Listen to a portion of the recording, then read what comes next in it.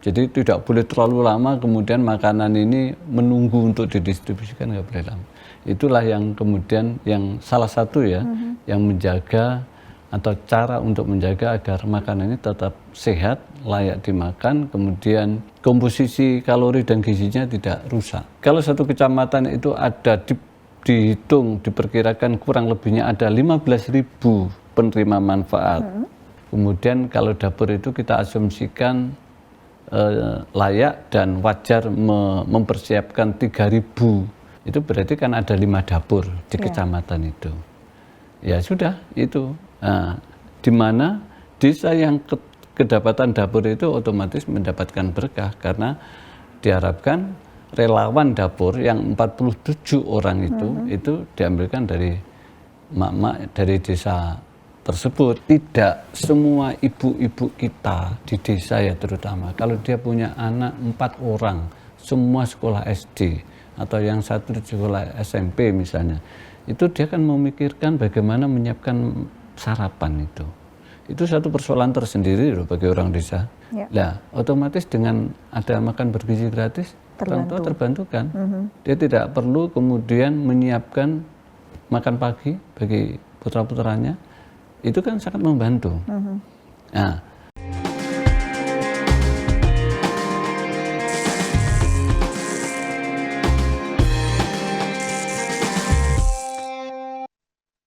Assalamualaikum warahmatullahi wabarakatuh. Dulur Jatim, jumpa lagi di Jatim Channel, podcast DPRD Provinsi Jawa Timur. Bersama saya Silka Suharizona dan tentunya tidak sendiri karena Silka menghadirkan narasumber yang luar biasa hari ini untuk membahas terkait dengan berbagai isu yang ada di masyarakat nih. Salah satunya yang paling kerap diperbincangkan hari ini yaitu terkait dengan program MBG. Dan kita akan membahas bagaimana sih harapan dan juga pemerataan program makan bergizi gratis ini bagi pertumbuhan ekonomi di desa. Bersama dengan seorang politisi senior dari fraksi Partai Gerindra, anggota Komisi B DPRD Provinsi Jatim, Bapak Dr. Andes M. Rafiq. Assalamualaikum Pak Rafiq. Gimana kabar hari ini Pak? Baik. Terima kasih sebelumnya sudah mampir ke podcast ini untuk kita berdiskusi mengenai isu yang sebetulnya ini cukup hangat nih Pak, karena selalu menjadi perbincangan masyarakat terkait dengan makan bergizi gratis yang harapannya ini bisa mendorong pertumbuhan ekonomi desa. Nah, Pak Rafiq sendiri ini dari Dapil Kabupaten Gresik dan Lamongan ya? Baik, dan terkait dengan MBG Pak, ini kan banyak menjadi perhatian publik. Ada yang memang senang program ini luar biasa membantu begitu, tapi juga ada yang berharap bahwa program ini juga perlu dievaluasi. Nah, kalau Pak Rafiq sendiri melihat sampai hari ini implementasi dari program MBG ini seperti apa sih Pak? Ya, program ini kan program prioritas dan favoritnya Pak Prabowo ya. Secara eksplisit itu memenuhi bagian dari ikhtiar memenuhi di asta-citanya Pak Prabowo yang nomor 4 itu. Ini program ini kan sedang berjalan, sedang berproses. Jadi belum semua penerima manfaat itu mendapatkan. Tetapi ini sedang berproses pendirian SPPG-nya atau dapurnya. Kemudian sambil kalau kemudian ada persoalan-persoalan yang akhir-akhir kemarin itu muncul, soal keracunan, ya kita terbuka aja. Pemerintah Pak Prabowo juga terbuka, siapapun terbuka untuk melakukan evaluasi, melakukan koreksi, nggak apa-apa. Asalkan dengan niat yang baik dan dengan data-data yang faktual ya. Jadi bukan karena itu menjadi bagian dari proses politisasi yang arahnya kemudian mendegradasi program ini. Tetapi kalau koreksi dan pengawasan saya kira memang perlu. Dan itu untuk apa? Ya untuk menampilkan program ini, program yang berkualitas, kemudian betul seperti apa yang dicita-citakan Pak Prabowo menjadi instrumen untuk menciptakan Indonesia Emas di 2045. Oke, menjadi salah satu program prioritas yang harapannya memang betul-betul sesuai dengan harapan begitu ya Pak, sesuai dengan tujuan awal. Kalau dari data yang saya peroleh, ini sampai Agustus lalu, 22 Agustus, ini data yang disampaikan Gubernur Jawa Timur, Ibu Kofifa, kepada rekan-rekan media, ini penerima manfaat 5,2 juta jiwa. Mungkin hari ini semakin banyak juga begitu ya Pak, semakin bertambahnya penerima manfaat. Nah, kalau Bapak melihat di Jawa Timur sendiri, apakah sudah cukup merata penerima manfaat atau memang masih ada beberapa kabupaten kota yang belum terjangkau sama sekali? Belum. Oke. Di Jawa Timur itu belum ada 50% jumlah SPPG, jumlah dapur yang memberi manfaat atau yang melayani anak-anak didik kita atau penerima manfaat yang masuk klaster B3. B3 itu ibu menyusui, ibu hamil dan balita. Itu juga punya hak untuk mendapatkan manfaat dari program MPG ini. Tetapi hari ini memang konsentrasinya di adik-adik kita yang ada di sekolahan. Belum. Ini contoh saja ya. Gresik itu misalnya, Gresik itu ada sekitar 125 target ya, sesuai dengan penerima manfaat. Sekabupaten Gresik itu 125 dapur. Hari ini belum ada separuhnya yang berjalan. Dan ya semuanya proses. Dapur itu yang saat ini kita sebut dengan SPPG itu ya Pak? Iya. Oke, yang kemudian di dalamnya ada beberapa komponen, pengawas dan lain sebagainya itu ya? Oke. Jadi begini, biar nggak salah pemahaman para pemirsa ya. Itu kan sebutan kita untuk memudahkan aja ya dapur. Tetapi itu kan sebetulnya namanya kan Satuan Pelayanan Pemenuhan Gizi. Betul. Jadi mudahnya ya dapur gitu aja. Ya di dalamnya tentu di situ ada orang masak, ada relawan, kemudian ada yang penanggung jawabnya. Penanggung jawabnya itu ada kepala dapur, ada ahli gizi, ada ahli akuntansi, kemudian di produksi dalam dapur itu juga dibagi-bagi divisinya, ada produksi bagian masak, ada yang masa persiapan, penyiapan bahan baku, kemudian ada yang bagian pemorsian setelah diproduksi, kemudian ditata itu, kemudian ada yang distribusi dan sebagainya. Dan itu saya kira siklus kerja di dalam SPPG ya, tetapi yang bertanggung jawab penuh adalah ya kepala dapur, karena dia yang menentukan kualitas dan kelancaran dari proses produksi di SPPG itu. Oke, dan ketua atau pemimpin itu yang berasal dari ahli gizi itu kah Pak atau bukan? Bisa beda?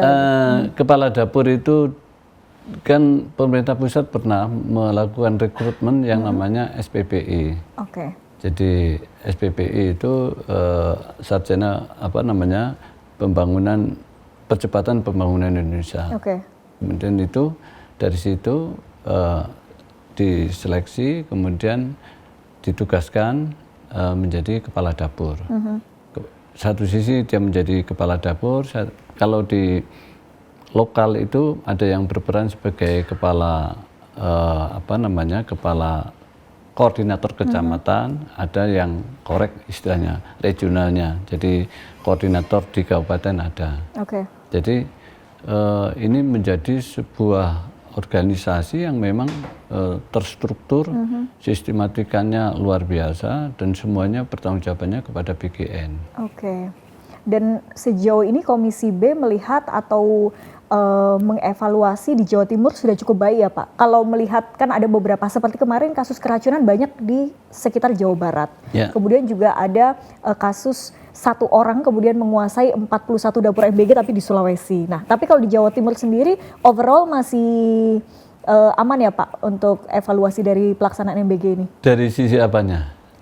Keseluruhan dari manajemen pengelolaan, kemudian kualitas pelayanan atau menu gizi dan lain sebagainya. Kasus di Jawa Timur yang muncul apa ya? Iya, saya juga tidak banyak melihat minim. sih. Jadi gini, sebenarnya itu kan begini. Kalau dapur ini ingin menjaga kualitas makanannya, kualitas itu layak ya, dan kalorinya cukup, proteinnya cukup, dan perimbangan di dalam menunya cukup, dan bahan baku itu layak, itu sebetulnya kok menurut saya sangat sangat janggal kalau kemudian terjadi keracunan.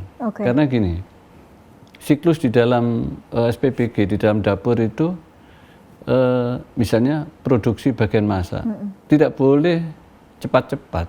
Itu tidak boleh sebelum jam 12 malam.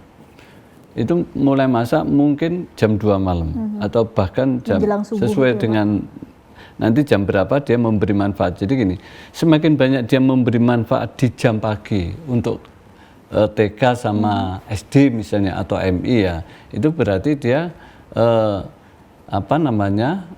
kerjanya itu semakin didekatkan dengan distribusinya. Jadi tidak boleh terlalu lama kemudian makanan ini menunggu untuk didistribusikan, nggak boleh lama. Itulah yang kemudian yang salah satu ya yang menjaga atau cara untuk menjaga agar makanan ini tetap sehat, layak dimakan, kemudian komposisi kalori dan gizinya tidak rusak. Saya kira itu menjadi kewenangan kepala dapur lah untuk mengatur ritme itu. Tetapi di Jawa Timur saya kira cukup baik ya Pak. Cukup baik dan ini mungkin dari sisi percepatan aja yang diperlukan. Karena setelah di Agustus di Opnam untuk seluruh dapur yang sedang persiapan itu, yang sedang terdaftar dan teregistrasi di BGN, kemudian dia sudah dalam status proses persiapan, artinya dia mulai membangun itu, kemudian kan dikumpulkan, dikoordinasi oleh BGN, kemudian dipastikan tanggal berapa dia bisa running. Tetapi setelah itu sampai hari ini yang pada periode itu belum ada yang running. Jadi masih menunggu. Mungkin ini juga masih di BGN sendiri juga mungkin dari segi tata kelola keuangannya mungkin ya, mungkin masih dianu. Ini ada sedikit keterlambatan untuk running dapur-dapur yang baru. Pak Rofik, sejauh ini pengamatan Bapak sendiri terkait dengan MBG yang sudah ada, ini kan sesuai dengan asa cita Pak Prabowo untuk memajukan perekonomian desa. Bagaimana membangun dari desa otomatis melibatkan masyarakat desa. Apakah sejauh ini memang keterlibatan atau kebermanfaatan itu betul-betul dirasakan manfaatnya untuk masyarakat desa atau seperti apa yang Bapak amati? Iya, keberadaan SPPG atau dapur program makan bergizi gratis ini sebetulnya sekaligus menjadi instrumennya Pak Prabowo untuk menjawab dua asta cita. Yang pertama peningkatan SDM, karena yang dibangun ini adalah SDM sumber daya manusia ya, gizi terpenuhi, kemudian bisa menghasilkan IQ yang masuk kategori layak lah, IQ-nya ya, tidak di bawah ya, artinya IQ yang bisa diperkirakan bisa berkompetisi di era global nanti dengan segala bidang dan latar belakangnya. Sekaligus juga program MBG ini menjawab program Astacia yang nomor 6, yang paling dekat dengan desa. Pak Prabowo di Astacitanya itu ingin membangun perekonomian di desa dan dari bawah. Untuk apa? Untuk pemerataan dan memberantas kemiskinan. Bahasanya Pak Prabowo itu bukan mengentaskan, tapi memberantas kemiskinan. Artinya program MBG ini sekaligus menjadi instrumen atau menjadi bagian dari ikhtiar untuk menjawab dua astacitanya Pak Prabowo itu. Karena pasti kalau dapur ini kan begini, berbasis kecamatan kan. Katakanlah begini, kalau satu kecamatan itu ada dihitung, diperkirakan kurang lebihnya ada 15.000 penerima manfaat anak-anak didik kita ya di semua level itu. Kemudian kalau dapur itu kita asumsikan layak dan wajar mempersiapkan 3.000 penerima manfaat, 3.000 porsi ya. Itu berarti kan ada 5 dapur di kecamatan itu. Ya sudah itu. Di mana desa yang kedapatan dapur itu otomatis mendapatkan berkah karena diharapkan relawan dapur yang 47 orang itu diambilkan dari mak-mak dari desa tersebut karena biar cepat, datangnya cepat, kalau pulang ya cepat. Jadi apalagi cuma hanya 47 orang itu kan cukup sangat membantu di desa itu. Oke, berarti rasio pembaginya maksimal 3.000 porsi tadi ya 3.000. Pak untuk satu SPPG? 3.000. Oke, dan setelah program kasus-kasus kemarin kemudian ditentukan maksimal 3.000. Maksimal 3.000. Oh, sebelumnya berarti bisa lebih bisa banyak 4.000. lagi? Oh. Tergantung kelas dapurnya. Kalau dapurnya itu bagus, kemudian luas, dan ruang produksinya juga cukup, ininya tidak terlalu kecil, dan memenuhi standar BGN, saya kira itu bisa 4.000 yang kemarin-kemarin. Tetapi kebijakan yang baru ini hanya dimaksimalkan 3.000, biar apa? Biar satu mungkin untuk saling, untuk pemerataan ya, biar tidak terlalu jomplang antara SPPG yang satu dengan SPPG yang lain dalam mempersiapkan makan bergizi gratisnya. Artinya ya sudah terus ada evaluasi ketika misalnya ada perkembangan, tadi buktinya langsung dievaluasi dari jumlah rasio ini ya, pembagi berapa banyak porsi yang harus bisa disiapkan dari satu SPPG, kemudian juga mungkin memperbaiki kualitas pengawasan dan lain sebagainya begitu ya Pak. Karena sebetulnya saya melihat juga di masyarakat itu banyak juga yang sangat terbantu dengan program ini, tapi juga tidak dipungkiri bahwa yang menginginkan evaluasi pun banyak karena hal lain yang dihasilkan dari program ini kan juga yang memakan anggaran yang cukup besar ya Pak, sampai nanti di 2026 proyeksinya sekitar 300 triliun lebih begitu. Nah, bagaimana Pak kemudian memastikan anggota Komisi B mungkin juga komitmen atau mungkin catatan-catatan yang kemudian diberikan supaya hal-hal yang tidak diinginkan itu tidak terjadi di masa depan. Ini kan masih running belum 50% ya Pak, otomatis kan akan banyak hal yang akan terjadi nanti begitu. Secara prinsip kepemimpinan Pak Prabowo ini sangat responsif. Jadi setiap ada persoalan itu langsung Pak Prabowo menginstruksikan ini cari, kemudian solusinya gimana. Kalau solusinya kemudian A, B, C, ya itu harus dilakukan. Dan itu kepemimpinan Pak Prabowo ya tidak ingin membiarkan masalah itu berlarut-larut. Jadi harus cepat ada penanganan. Nah, bahwa kalau ada koreksi itu bukan di soal besaran ini perlu atau tidak MBG ini, bukan itu. Tetapi koreksi itu pada tataran pelaksanaan.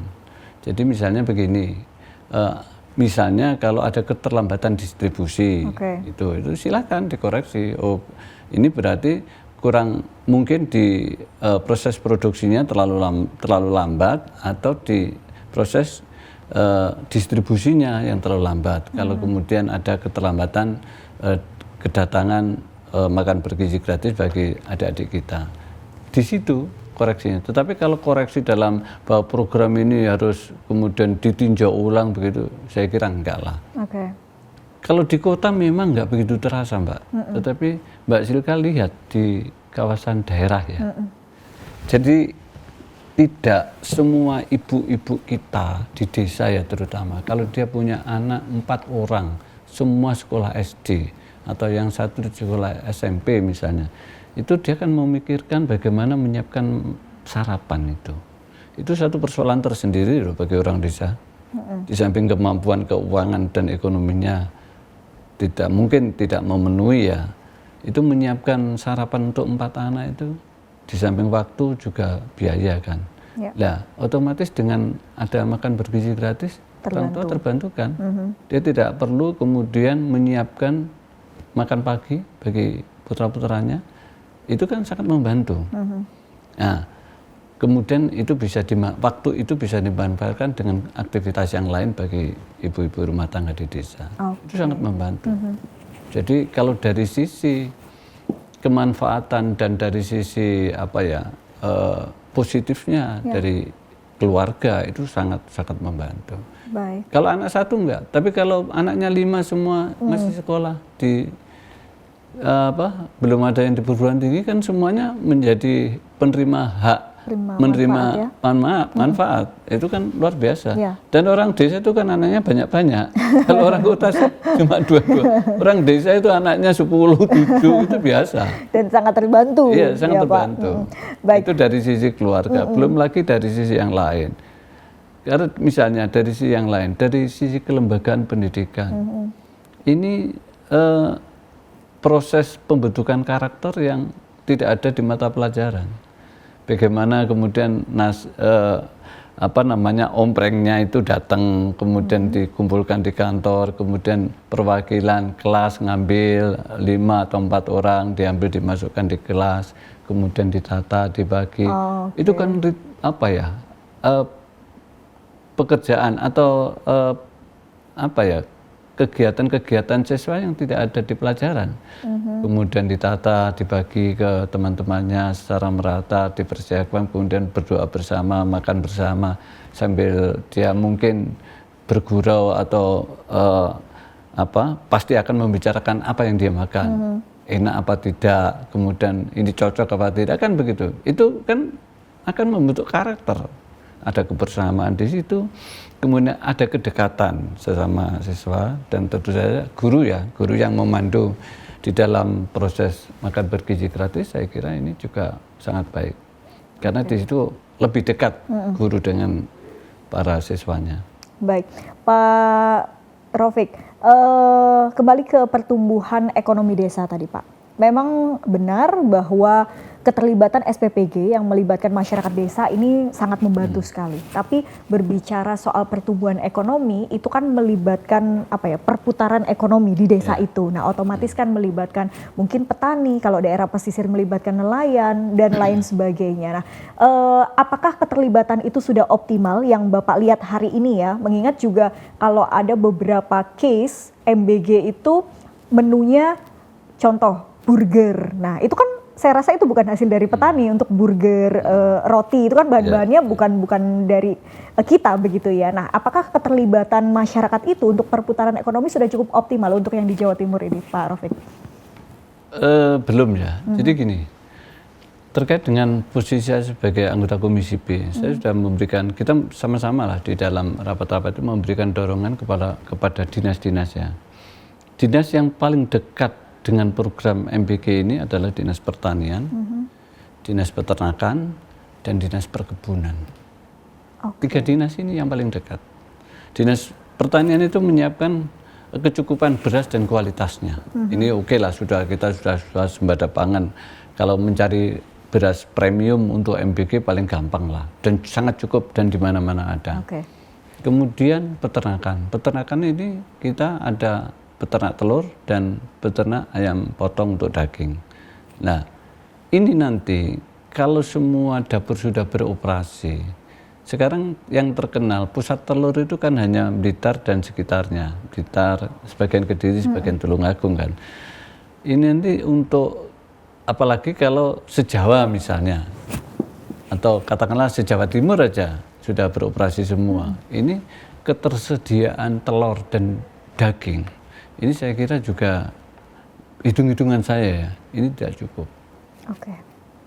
Apalagi oleh karena itu gini, kita memberikan dorongan kepada dinas-dinas tersebut untuk mempersiapkan, bikin klaster lah, bikin zona.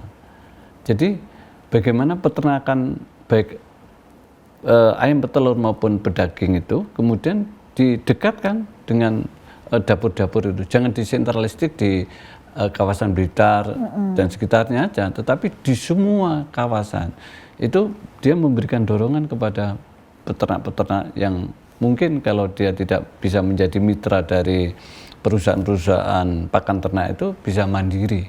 Nah, disinilah pentingnya pemerintah daerah untuk memberikan dorongan agar tumbuh dan lahir peternak-peternak mandiri yang kemudian ini bisa mengcover kebutuhan-kebutuhan dapur di tempatnya masing-masing. Ini sebetulnya lebih visible ya, lebih visible. Kemudian di samping juga akan mendinamisasi perekonomian di desa, harga lebih terjangkau karena rentang distribusinya akan pendek. Kalau di level satu kecamatan, apalagi di kecamatan itu ada 5 dapur, berarti kan ada 5 desa yang ketempatan itu, kan dekat. Paling radiusnya mungkin sekitar 6 atau 7 kilo aja dan itu kan lebih bisa memotong biaya transportasi. Jadi saya kira itu juga memberikan dampak yang luar biasa bagi desa. Oke, Pak monggo Pak, sambil diminum sambil kita ngobrol-ngobrol.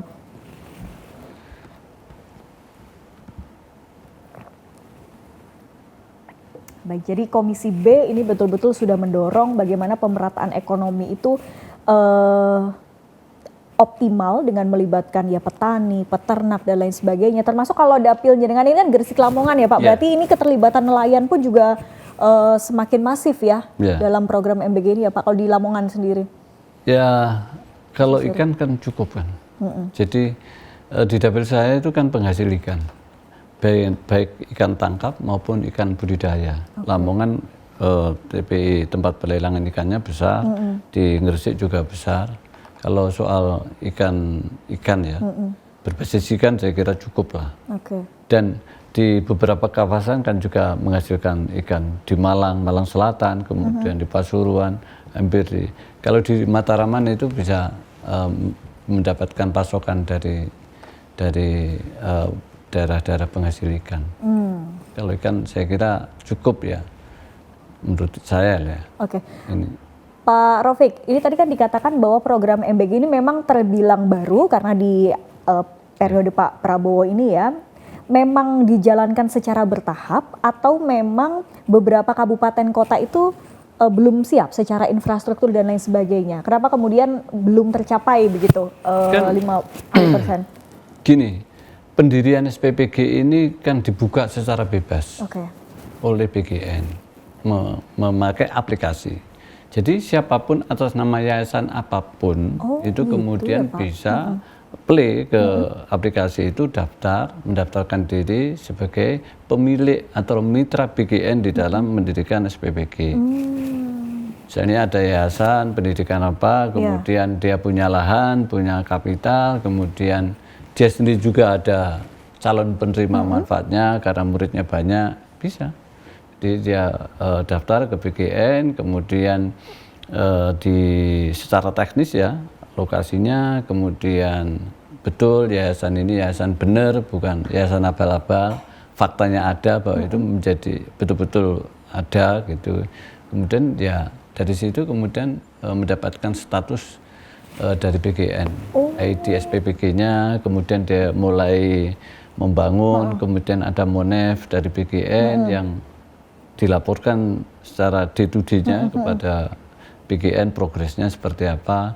Kalau sudah cukup fisik, kemudian peralatannya dimasukkan ke BGN. Dan ini semua online. Semua online. Jadi tinggal ngirim-ngirim aja fakta-fakta itu melalui video. Kemudian diturunkanlah yang namanya kepala SPPG, kepala dapurnya. Ya ditugaskan, itu masing-masing SPPG kan punya ID. Jadi ada ID-nya. Dia datang, terus kemudian dia mempersiapkan segala sesuatunya, memasukkan di dalam alur aplikasi BGN itu, di BGN itu mulai dari penerima manfaatnya siapa, lembaga pendidikannya apa saja yang di situ, dan itu semua masuk di alur. Tapi memang harus yayasan pendidikan ya Pak? Ya tidak harus. Tidak harus juga. Tapi itu bisa mengajukan. Saya baru tahu kalau mekanismenya seperti itu Pak, kemudian diajukan ke BGN. Tapi kalau untuk sekolah-sekolah misalnya sekolah negeri, itu artinya gimana mekanismenya? Tetap dari dinas pendidikan kah atau bagaimana? Enggak, jadi sekolah negeri itu ada di mana? Di kecamatan mana? Di desa mana? Nah itu nanti setiap dapur yang ada di situ, yang mengajukan, sekolah yang ada, lembaga-lembaga pendidikan yang terdekat itu menjadi calon penerima manfaatnya. Seperti itu. Ya, jadi itu nanti pekerjaan, salah satu tugasnya kepala dapur untuk mendatangi lembaga-lembaga pendidikan itu, kemudian mengadakan pendekatan, pembicaraan, bahwa dia memperkenalkan diri dari kepala SPPG ini, kemudian akan running, diperkirakan tanggal berapa, Kemudian karena sekolah itu dekat dengan SPPG, maka dia menjadi zona yang menerima manfaat dari dapur itu. Kalau dia menolak karena sesuatu hal, nggak apa-apa. Kita siapkan formnya bahwa dia tidak mau menerima program ini. Tapi saya lihat kalau sekolah lembaga pendidikan menolak itu nanti punya implikasi macam-macam. Contohnya seperti? Ya, bagi wali murid yang merasa terbantu dengan ini bantuan kok ditolak. Itu berarti kan menolak bantuan saya kan begitu. Misalnya kalau dia punya anak 5, saya gambarkan seperti itu. Kemudian sekolahnya menolak program MPK, kan dia rugi. Itu bisa-bisa protes ke sekolahnya. Tetapi bahwa BGN fair, kalau dia mau menolak, tidak mau menerima silakan, tapi alasannya apa? Ada formnya. Kepala dapur itu menyiapkan form itu. Menerima, ya saya belum tahu, belum pernah ada lembaga pendidikan menolak program ini. Kayaknya semua orang kalau dikasih gratis nggak nolak sih Pak. Saya belum pernah lihat. Ya mungkin ada yang salah di dalam ininya, mindset cara berpikirnya kalau menolak program MPK. Dengan segala alasan Tetapi bahwa itu bisa menjadi menjadi sesuatu yang tidak bagus lah bagi lembaga pendidikan itu kalau misalnya ada yang menolak dengan alasan tertentu. Pak Raufik, tadi artinya siapapun bisa mengajukan begitu ya, dari yayasan manapun. Tapi bagaimana proses monefnya, atau mungkin Komisi B pernah meninjau secara langsung atau bagaimana?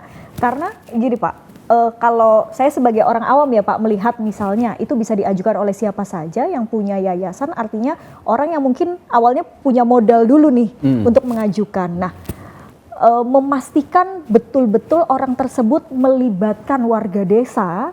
Nah, ini kan yang kemudian menjadi PR. Nah, bagaimana supaya monef itu, mungkin tadi Bapak sampaikan kan ada monef juga, betul-betul ya mereka menjalankan kepala SPPG itu, tidak hanya mungkin itu hanya sebagai proyeknya mereka. Ini kan menghindari hal-hal seperti itu ya Pak, yang tidak diinginkan Pak Prabowo tentunya. Ini betul, program makan bergizi gratis yang kemudian digerakkan atau diproduksi oleh SPPG ini memang secara langsung cara pendaftaran sebagai mitra BGN. Tetapi bahwa semua itu ikut mengawasi pemerintah daerah. Pemerintah daerah itu misalnya kabupaten punya dinas kesehatan. Dinas kesehatan dia bisa memerintahkan kepada puskesmas untuk melakukan pengawasan terhadap dapur di mana puskesmas itu ada. Puskesmas itu kan ada di kecamatan dan ada puskesmas pembantu yang ada di beberapa desa kan. Itu ikut mengawasi. Belum lagi Muspika, Muspicam. Ya, jadi di situ mulai Koramil, Polsek, Pak Camat. Dia harus tahu di kecamatannya itu ada berapa dapur, kondisi dapurnya seperti apa, dikelola dengan benar apa tidak, dia harus tahu. Karena itu menjadi bagian yang diperintahkan oleh Pak Prabowo, sama-sama ikut melakukan pengawasan terhadap pelaksanaan dan perjalanan dapur ini. Itu betul, ini siapapun bisa mendirikan dapur, tapi ketika dia running, setelah dia memberikan manfaat, yaitu kemudian banyak yang mengawasi. Dan itu paling gampang. Kalau apakah dapur itu betul-betul merekrut teman-teman di desa setempat, itu sangat bisa diawasi. Itu kan karena desa itu kan sesuatu itu bisa semua dengarkan kalau di desa itu. Karena ininya komunikasinya sangat intensif. Semuanya bisa di assessment atau di monef begitu ya Pak, dan bisa. Harapannya itu memang berjalan sesuai dengan yang diharapkan dan pemerataannya itu betul-betul dirasakan oleh kebermanfaatannya itu betul-betul merata. Dan tidak hanya itu aja Mbak, sebentar, tidak hanya itu aja, semuanya kan harus ada standarisasinya. Mulai air, jadi air itu ada 2, air yang untuk masak dengan air yang untuk cuci. Itu biasanya teman-teman kan membedakan. Kalau air yang untuk memasak itu air-air yang bagus, yang RO, yang macam-macam itu ya. Pasti. Yang itu harus di lab, harus di lab, wajib di lab bahwa air ini layak untuk memasak. Demikian juga air tanahnya yang untuk cuci-cuci itu juga dilabkan juga. Itu layak untuk cuci-cuci. tidak ada kandungan-kandungan yang terlalu ekstrim di dalam air itu, kemudian ini layak untuk menjadi bagian dari pekerjaan dapur. Semuanya ada standarisasinya. Nah, itu Pak Raufik, karena semua ada standarisasinya termasuk air, fasilitas dan lain sebagainya itu harus memenuhi standar. Kalau di Jawa Timur sendiri ada nggak Pak daerah-daerah yang agak sulit nih secara infrastruktur, misalnya air bersih itu sulit atau lain sebagainya yang pada akhirnya membuat kesulitan juga kita mendirikan dapur atau SPPG di daerah tertentu. Kalau Jawa Timur ya, kalau kita bicara mungkin di pelosok daerah 3T misalnya mungkin akan banyak yang seperti itu. Tapi kalau di Jawa Timur sendiri bagaimana pengamatan Pak Raufik? Mbak Silka punya gambaran daerah mana air yang tersulit atau daerah yang tersulit air? Barangkali misalnya mungkin di wilayah pesisir ketika di musim kemarau misalnya, siapa tahu ya mungkin ada seperti case-case seperti itu, Pak Raufik. Air isi ulang itu sudah ada di mana-mana. Gitu ya. Artinya, jadi ya sekarang ini kan ada perubahan era, toh Mbak. Jadi saya zaman kecil saya itu biasa minum air sumur itu langsung, nimba langsung diminum. Itu nggak apa-apa itu dulu. Untuk daerah pegunungan, daerah yang bukan daerah industri ya, itu saya kira masih terjaga sumber-sumber air itu. Tetapi kalau di kawasan industri, di kawasan pinggiran-pinggiran kota itu memang sudah kualitas airnya agak jelek ya. Tetapi itu harus selama air itu masih layak bisa untuk cuci-cuci, nggak masalah. Nah, kalau air yang untuk memasak itu tidak memenuhi standar, misalnya sekarang ini kan kita lihat di daerah tersulit pun itu isi ulang ada di mana-mana. Orang jualan air gunung dijual ke daerah pesisir itu di mana-mana, dan itu menjadi bagian siklus ekonomi masyarakat kita. Itu jadi dan ya memang seperti itulah anunya perkembangan era sekarang ini terhadap air. Karena memang air tanah hari ini terutama di daerah pesisir kan nggak bisa dikonsumsi kalau air tanah, pasti minimal payo. Di daerah saya kalau pinggiran terlalu minggir juga payo di Gresik. Baik, tapi overall di Jawa Timur sendiri masih aman ya Pak terkait hal-hal itu, masih bisa teratasi begitu masih. Ya? Kita nanti juga pada saatnya kalau semua sudah walaupun kita ini tidak punya tidak punya kewenangan secara langsung terhadap pengawasan berjalannya program ini, karena ini program pusat yang sudah di-delivery kepada pemerintah daerah ya, sesuai dengan fungsi-fungsi di perangkat daerah yang ada, dinas kesehatan, dinas lingkungan hidup dan lain sebagainya itu, yang kemudian dia juga melakukan fungsi-fungsi itu untuk melakukan pengawasan dapur. Tetapi Komisi B juga tidak salah kalau kemudian menginginkan sampling untuk melihat dapur yang ada seperti apa, nggak masalah juga. Karena ini syukur, apalagi kalau ada pengaduan misalnya, ada pengaduan masalah pasti kita akan apresiasi. Kalau menjangkau tadi Pak 3B ya istilahnya, yang ibu hamil, kemudian ibu menyusui dan balita tadi, itu juga mekanismenya sama, SPPG mendata begitu, masyarakat setempat begitu ya? Cuma caranya berbeda. Kalau penerima manfaat yang ada di lembaga pendidikan, itu kan langsung kepada sekolahan. Kalau yang untuk ibu menyusui, ibu hamil, itu dengan pos-posyandu yang ada di desa-desa itu. Kan dia punya data yang setiap seminggu sekali, berapa ya, sepekan atau 2 pekan sekali dia melakukan timbangan, kemudian membagi-bagi makanan yang untuk ibu hamil dan anak-anak itu datanya di desa. Jadi ada berapa orang yang sedang menyusui, kemudian ada berapa balitanya, itu kan ada di desa. Dan itu juga setiap hari Pak? Ini ya, MBGN? Sama juga ya? Iya, tapi menunya berbeda. Makanya itu nanti kalau sekarang masih diprioritaskan untuk anak-anak didik yang ada di lembaga pendidikan formal ya. Nanti pada saatnya kalau ini sudah dianggap harus juga memberi manfaat kepada 3B tadi, saya kira itu akan dilakukan. Karena ini jumlahnya juga naik turun kan. Ya. Ibu menyusui, ibu hamil dan. Tapi yang pasti data itu selalu update karena tadi setiap 2 minggu kan diperbarui ya Pak. Sumber datanya yang berbeda. Kalau anak-anak didik kita sumber datanya dari lembaga pendidikan yang bersangkutan. Kalau 3B ini sumber datanya bisa dari desa. Dari desa. Ya. Baik, Pak Rafiq, mungkin terakhir harapan pada program MBG ini supaya pertumbuhan ekonomi desa ini juga semakin optimal, pemerataan juga.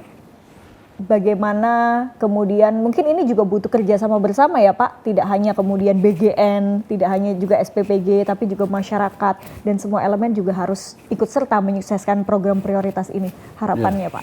Ya, harapan kita pemerintah daerah ya, baik kabupaten kota maupun provinsi ini harus proaktif untuk melakukan penetrasi melalui kepada dinas-dinasnya untuk melakukan percepatan bagaimana menstimulasi siapapun mitra BGN ini untuk mendirikan dapur agar cepat diselesaikan dan kemudian bisa running, bisa memberi manfaat, kemudian bisa kita awasi, kita pantau bersama-sama, kita jaga bersama-sama, kemudian ya kita dorong bersama-sama. Kalau kemudian dalam konteks ekonomi, saya kira pemerintah daerah, baik kabupaten maupun kota, karena ini kan menyasar di semua tempat ya, di semua level, maka ya dinas-dinas yang terkait dengan ekonomi, apakah dinas teknis di Biro Perekonomian, apakah dinas peternakan, perkebunan, peternakan, ini yang kemudian harus bikin klaster yang jelas untuk memberikan supporting baik itu peternak, petani, agar kemudian ikut menyiapkan dan mempersiapkan penyediaan bahan baku yang cukup. Dan ini saya kira tidak bisa pekerjaan sehari 2 hari, harus dipersiapkan. Kalau program ini jangka panjang, selama Pak Prabowo ini menjabat, ini kan 5 tahun pasti program ini tetap nanti kalau Pak Prabowo jadi lagi kan bisa 10 tahun program ini berjalan. Artinya bahwa sedini mungkin teman-teman di daerah, di pemerintahan daerah, baik kabupaten kota maupun provinsi, itu memberikan dorongan kepada dinasnya masing-masing. Agar proaktif, agar program ini tidak sia-sia, tidak patah di tengah jalan, kemudian bisa sama-sama kita awasi, kemudian kita jaga, dan ya yang diberi makan kan juga anak-anak kita, tetangga kita, mungkin ponakan kita, kan keluarga kita sendiri juga. Jadi biar semuanya terjaga dengan baik, dan betul nanti jangka panjangnya di 2045 ini bisa menjadi kekuatan baru lah di sisi sumber daya manusia kita, dan kita harapkan bisa berkompetisi dan memenangkan kompetisi itu di dalam era global sesuai dengan profesinya masing-masing. Saya kira ini. Dan tentu ini harapan kita bersama juga ya Pak, harapan terkait dengan pemerataan program bergizi gratis, juga bagi pertumbuhan ekonomi desa supaya semakin bergeliat dengan adanya MBG ini. Terima kasih banyak Bapak Dr. Andes M. Rafiq sudah berbagi insight-nya Pak terkait dengan MBG. Sebetulnya masih banyak yang ingin saya tanyakan Pak, tapi kayaknya nanti harus datang ke sini lagi ya Pak untuk kita berbincang lagi terkait dengan MBG dan lain sebagainya. 2 hari nggak selesai. Nah itu dia. Baik, terima kasih banyak Pak Rafiq, sehat dan sukses selalu. Anggota Komisi B DPRD Provinsi Jatim dari fraksi Partai Gerindra, Dapil Jatim 13, Kabupaten Gresik dan Lamongan. Dulur Jawa Timur, terima kasih sudah bergabung bersama podcast ini. Saya Silka Suarizona, sampai jumpa.